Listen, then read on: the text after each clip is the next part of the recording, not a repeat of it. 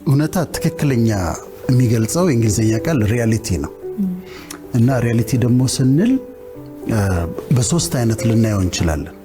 አንደኛው የሚታይ፣ የሚሰማ፣ የሚሸተት፣ የሚዳሰስ በሴንሶቻችን ልናረጋግጠው የምንችለው ነገር እሱ እውነታ ነው፣ ሪያሊቲ ነው። ስለዚህ ማየው ነው። አንቺ መቅዲ እዚህ ጋር አለች፣ ሪያሊቲ ነው። ኢቢኤስ ውስጥ ነው ያለነው፣ ማየት እችላለሁ። ስለዚህ ሪያሊቲ ነው። ይሄ አንድ ነው። ሁለተኛ በሳይንስ ተጠንቶ በዳታ ተደርጎ በሳይንስ ማረጋገጫ ተገኝቶለት ያለ ነገር እሱም ሪያሊቲ ነው፣ እውነታ ነው። ለምሳሌ ጁፒተር የምትባል ፕላኔት አለች እንላለን። አላየኋትም፣ አልሄድኩም፣ ግን እቀበላለሁ ሳይንቲፊክ ስለሆነ። እንደዚህ አይነት ነገሮች በሳይንስ በዳታ ደግሞ የተረጋገጡ ነገሮች ሪያሊቲ ወይም እውነታ ይባላሉ። በሶስተኛ ደረጃ ደግሞ በእምነት የምንቀበለው መንፈሳዊ በሆነ ነገር የምንቀበለው እውነታ ነው። ለምሳሌ ለኔና ላንቺ እግዚአብሔር አለ፣ እውነታ ነው ለኛ። አላየነውም፣ በስራው እናውቀዋለን፣ በተለያየ ነገር እናውቀዋለን፣ ግን አላየነውም። በመንፈስ በልባችን በእምነት ተቀብለነው ደግሞ እውነታ የሆነልን ነገር አለ። ይሄ ሪያሊቲ ነው። አንዳንድ ሳይንቲስቶች ሪያሊቲን ሙሉ በሙሉ የሚክዱ አሉ። መቅዲ በጣም ትላልቅ ሳይንቲስቶች ኢሉዥን ነው ይሉሻል። የለም፣ የረዥም ቅዠት ነው። ላይፍ ራሱ አንድ ረዥም ቅዠት ነው። ስለዚህ ለነሱ አሁን መቅዲ የለችም፣ እኔ የለሁም፣ ቡናው የለም፣ ኢቢኤስ የለም፣ ኢሉዥን ነው። ሪያሊቲ የሚባል ነገር የለም። የምንኖረው አንድ ረዥም በኮንሽስነስ ውስጥ አንድ ረዥም ቅዠት ነው የምንኖረው የሚሉ አሉ። ይህንን እኛ እንቀበልም። ሪያሊቲ አለ። ቅድም እንዳልኩሽ በሴንስ ኦርጋኖቻችን የምናረጋግጠው ሪያሊቲ አለ። ሳይንቲፊክ በሆነ መንገድ የምናረጋግጠው ሪያሊቲ አለ። በመንፈስ በእምነት የምናረጋግጠው እውነታ አለ። በምሳሌ ብንጀምር ደስ ይለኛል። እሺ፣ መልካም። እውነታን ስለመካድ አይደል እናወራው? እውነት ነው። አንድ ሰው ሆስፒታል ሄደ። እሺ፣ ሆስፒታል ሄዶ የተለያየ ምርመራ ተደረገለትና የስኳር በሽታ አለብህ ተባለ። ሃይፐርቴንሽንም ደም ብዛትም አለብህ ተባለ። አሁን ይሄ ምንድነው? በሕክምና ሪያሊቲ ነው። ቴስት ተደርጎ ነው፣ ፋስቲንግ ብለድ ሹገር፣ ሌሎች ምርመራዎች ተደርገው የስኳር በሽታ አለብህ ተብሏል። የደም ብዛት አለብህ ተብሏል። ይሄ ለሕክምና ሪያሊቲ ነው። ወጣና እሱ የለብኝም አለ። የለም፣ እኔ ስኳር በሽታ የለብኝም፣ ዝም ብለው ነው ሐኪሞቹ የሚያወሩት። ሐኪሞቹ ዝም ብለው ነው የሚያወሩት፣ እኔ ስኳር በሽታ የለብኝም፣ ደም ብዛት የለብኝም አለና ዲናይ አደረገው። ስለዚህ ሪያሊቲው ምንድነው? የሕክምና ሪያሊቲ ነው። ሪያሊቲው ስኳር በሽታ አለበት፣ ደም ብዛት አለበት። እሱ ምን አደረገ? ካደ፣ ዲናይ ያደረገው። ከዛውን ወደ ኮንሲኩዌንሱ እንመጣለን። ኮንሲኩዌንሱ ምንድነው? በጊዜ ርዝመት ያ ውስጡ ያለው የስኳር ህመም፣ ደም ብዛት አይኑን ሬቲናውን ይጎዳዋል፣ ኩላሊቱን ይጎዳዋል፣ የነርቮቹን ይጎዳል፣ ኒውሮፓቲ የሚባለው የደም ስሮቹን ይጎዳል። ከዛ ከአንድ ዓመት ከሁለት ዓመት በኋላ ወይም ቆይቶ በጣም ታሞ ይመጣል። ስለዚህ ምንድነው ያደረገው? ሪያሊቲ ነበር፣ ሪያሊቲውን ዲና ያደረገ፣ ኮንሲኩዌንሱን መዘዙን ተቀበለ ማለት ነው። ወይም ጓደኞችሽን በሳምንት 2 ጊዜ 3 ጊዜ ጥሬ ስጋ ለዛውም ጮማ የሚበሉትን ይሄ ነገር ጥሩ አይደለም፣ ኮሌስትሮል ይጨምራል፣ በተለይ ይሄ ሎ ዴንሲቲ ላይፖፕሮቲን የሚባለውን ይጨምራል፣ ትራይግሊሰራይድ ይጨምራል ትያቸዋለሽ። ስፕሎ ነው ይልሻል። ዲናይ ያደርጉታል። እኔ ላይ ምንም ችግር አያመጣም ይላሉ።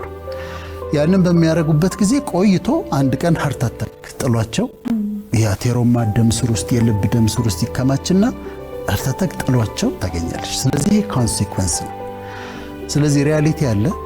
ሪያሊቲ እንዳለው የሚዳሰስ በሳይንቲፊክ ወይም በእምነት የምናረጋግጠው ነው። ከዛ ዲናያል አለ፣ መካዱ ነው። እሱ ላይ እንመጣለን።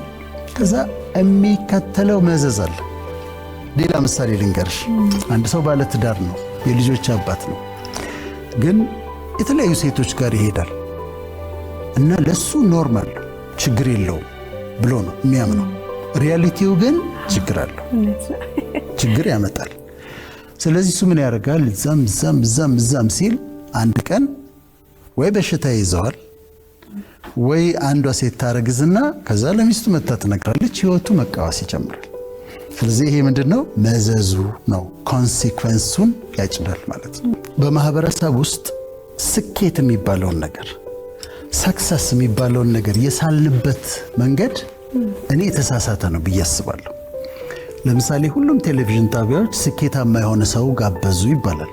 አንቺ እዚህ ስኬት ጋር መድረስሽ እንዴት ነው ተብላ ትጠየቃለች። ስኬትን ግን ዲፋይን ያደርግ ምን አይነት ሰዎች ናቸው ስኬታማ የተባሉት? ድርጅት ያላቸው፣ ብዙ ሚሊዮን ብሮች ያሏቸው፣ ድርጅት መስርተው እንደዚህ የሚሰሩ ስኬታማ ናቸው እነሱ? አዎ ስኬታማ ናቸው። እንኳን ሆነላቸው፣ ጥሩ ነው።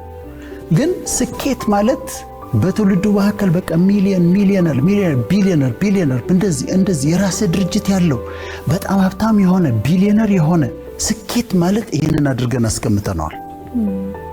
ይሄ አሁን ወጣቶቹ ላይ ስለ ሚሊዮን ብቻ እንዲያስቡ፣ ስለ ቢሊዮን ብቻ እንዲያስቡ እንዲያደርጋቸው ሆኗል። ግን ስኬት ምንድን ነው? አሁን የኔን ዴፊኒሽን ልንገርሽ። ሰክሰስ ወደዛ ፖይንት ስለሚወስደን ነው። ስኬት ለኔ አንደኛ ሰው ከሰሪው ጋር ሰላም ሲሆን፣ ከሰሪው ጋር፣ ከፈጣሪው ጋር፣ ከአምላኩ ጋር ሰላም ሲሆን፣ ከሰሪው ጋር ከአምላኩ ጋር ብቻ ሳይሆን ደግሞ ከራሱ ጋር ሰላም ሲሆን፣ ከራሱ ጋር ራሱን ተቀብሎ ማንነቱን ተቀብሎ ራሱን ኢንጆይ እያደረገ ከማንም ሰው ጋር ራሱን ሳያነጻጽር፣ ሳይቀና፣ ሳይመቀኝ እኔ ይሄ ነኝ አሁን ያለኝ ይበቃኛል ከዛ ደግሞ ይጨመርልኛል ብሎ ራሱን በሰልፍ አክሰፕታንስ በሰልፍ ኮንፊደንስ ለራሱ ሰልፍ ክብር ሰጥቶ ሲኖር ስኬት ነው። ከዛ ደግሞ በዙሪያው ካሉ ሰዎች ጋር በሶሻል ኢንተለጀንስ አብሮ መኖር ሲችል ስኬት ነው። ያኛውን ብቻ ግን ካደረግን እንዳልኩሽ እነዛ ስኬታማ ሰዎች ናቸው። ድርጅት ያላቸው ሰዎች ስኬታሞች ናቸው። በጣም ብዙ ሀብት ያፈሩ ሰዎች ስኬታማ ሰዎች ናቸው። ስለሆነላቸው ደስ ይለናል። ግን አንድ ሰው ይሄ ከሰሪው ጋር ሰላም መሆኑ፣ ከራሱ ጋር ሰላም መሆኑ፣ ከማህበረሰብ ጋር ሰላም ለኔ አንድ ስኬት ነው። ይሄ ብቻውን ስኬት ነው። ከዛ በሁለተኛ ደረጃ የሚኖርበትን ፐርፐዝ አውቋል ወይ? የሚኖርበት ፐርፐዝ አለው ወይ? ለምንድን ነው የምትኖረው ተብሎ ሲጠየቅ እኔ የምኖረው ለዚህ ነው ማለት ይችላል ወይ? ያንን ማለት ከቻለ ፐርፐዝ ካለው የሚኖርለት ዓላማ ካለው ሰክሰስፉል ነው፣ ስኬታማ ነው። ያሰበው ቦታ ላይ ላይደርስ ይችላል። ጎሎች ይኖሩታል፣ እዛ ጋር ጎሎች ይኖሩታል። ግን መንገዱን ስለያዘው በመንገድ ላይ ስለሆነ ፐርፐዙን ስለሚያውቅ ስኬታማ ነው። የራሱን ችሎ ራሱን ማስተዳደር መቻሉ ራሱ ስኬት ነው። አሁን እኛ ሰፈር እንደዚህ ቡና የምታፈላ ሴት አለች። እኛ ቢሮ አካባቢ ቡና ታፈላለች። ጠዋት ትመጣና እዛ አካባቢ ላሉ ሰዎች ፓስቲ ምናምን ሻይ ምናምን ታንትላል። ከዛ ምሳ ሰዓት ላይ ቡና ታፈላለች። ጽድት ያለች ነች። ቤቷ ትሄዳለች። የቤት ኪራይዋን ትከፍላለች። ልጆቿን ትምህርት ቤት ትልካለች። የልጆቿን ትምህርት ቤት ትከፍላለች። ስኬታማ ነች አይደለችም? ስኬታማ ነች። ለምን? ለምትኖርለት ዓላማ የራሷን ኑሮ አሸንፋ ልጆቿን አስተምራ እየኖረች ነው። እቺ ሴት ስኬታማ ነች። እዛ ጋር ጎሚስታ የሚሰራው ጎማ የሚደበድበው ልጅ ትታርጎ ጎማ ደብድቦ የጎማችንን አየር ለክቶ ምናምን ከዛ በምሳ ሰዓት ገብቶ ምሳውን በልቶ ብር ሰርቶ ሄዶ ቤት ኪራዩን ከፍሎ ሰርቫይቭ እያደረገ ምናልባት ቤተሰቡንም እናቱንም እየረዳ ይኖራል። ይሄ ልጅ ስኬታማ እንደሆነ ልንነግረው ይገባል። ስኬታማ ነህ፣ ይጨመርልሃል፣ መጨመር ትችላለህ። ግን ስኬታማ ለመባል የግድ የራስህ ድርጅት ኖሮ ሀብታም ሆነ መሆን አለበት። ለመሰለሽ ይሄንን እምለው አንዲት ሴት ባንክ እየሰራች ነው፣ ደሞዝ ትቀበላለች። ከባንኩ ብድር ሰጥቷት አፓርትመንት ወይም መኪና ገዝታ እየከፈለች ነው። አሁን ለሷ ምን እንላታለን? የራስሽ ድርጅት ከሌለሽ በስተቀር ስኬታማ አይደለሽ፣ ሚሊዮነር ካልሆንሽ በስተቀር ስኬታማ አይደለሽም የሚል ሐሳብ እንከትባታለን። ስለዚህ በኑሮ እንዳትደሰት፣ ራሷ እንዳትቀበል፣ ደስተኛ ሆና እንዳትኖር እናድርጋታለን። ዲያስፖራ ወገኖቻችንን ተመልከች። ዲያስፖራ ያሉ ወገኖቻችን የተለያየ ስራ ይሰራሉ።